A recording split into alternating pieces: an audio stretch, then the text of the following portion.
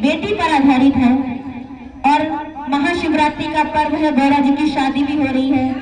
और जब गौरा जी की विदाई होती है तो वो क्या कहती है और उनके पिता भी और सारे क्या कहते हैं, मिलकर सुनिएगा इस भजन के माध्यम से और बताइएगा आप सबको हमारा ये भजन कैसा लगा। कि यही है विधि का